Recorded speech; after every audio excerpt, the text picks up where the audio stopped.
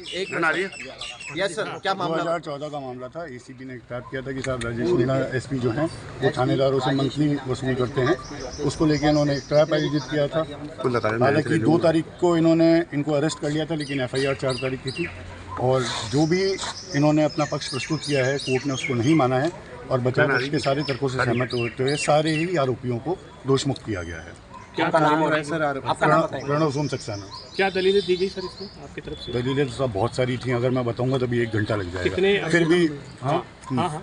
फिर भी मोटे मोटे तौर पे ये था कि इंसेक्शन जो था वो गलत था, 65 B के सर्टिफिकेट गलत थे, पर्चियों को जो पकड़ा था वो गलत था, सारी चीज़ें गलत ही थी। तो उससे हम सहमत होते हुए माननीय न्यायालय ने इनको दोषमुक्त किया। कितने साक्ष्य और वो गवाह पेश किए? 90 गवाह थे और 330 दस्तावेज थे। सर कितने लोग थे? करीब 14।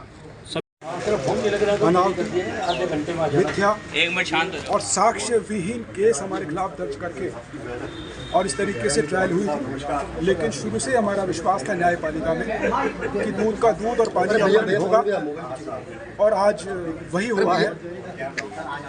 निसंदेह हम, हमारे साथीगण, हमारे परिवारजन और हमारे हितैषियों ने जो मानसिक यंत्रणा और पीड़ा भांति की भांति इस लंबी अवधि में झेली, वो अवर्णनीय है।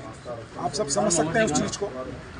लेकिन मेरा शुरू से मानना था कि सत्य परेशान हो सकता है, पराजित नहीं होगा। न्यायपालिका में, न्याय व्यवस्था में हमारा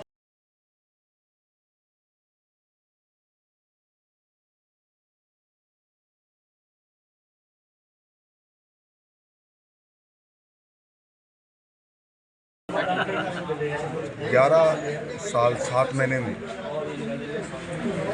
इतनी पीड़ा झेलने के बाद सारी प्रतिष्ठा का मान मर्दन होना बहुत ही ठीक लगा सुनने में आज। और ये सब चीज़ें आप इस केस की गहराई में जाएंगे तो जातीय वैमनस्यता का इससे खतरनाक मुकदमा कहीं नहीं हो सकता किसी भी देश में या किसी भी राज्य में। आप इस केस को देखिए, इस केस में शामिल लोगों को देखिए, दोनों पक्षों के लोग देखिए आप, जो हमारे खिलाफ मुकदमा बनाया, फिर हमारा मीडिया ट्रायल किया है।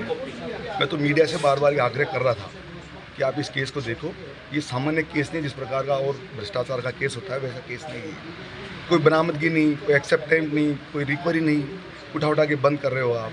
इसमें SC/ST के लिए 6 से 7 लोग SC/ST के लोग हैं सर। एक IG रैंक का अधिकारी जो अपनी 10-12 साल से मेरे इतने सारे प्रमोशन 3-3 बार रुके पड़े, किस लिए किया गया है? आप इसकी गहराई में जाओ। हमारा तो 12 साल बर्बाद हो गए जीवन के, कुछ समय और बचा है, नौकरी करके चले जाएंगे। लेकिन मेरे ईश्वर से प्रार्थना है ऐसा किसी के साथ नहीं हो। और ये जो न्याय मिला है, न्यायपालिका में हमारा विश्वास था, हमारे संविधान में हमें विश्वास था। संविधान की ताकत, संविधान की बदौलत हमें न्याय मिला। ठीक।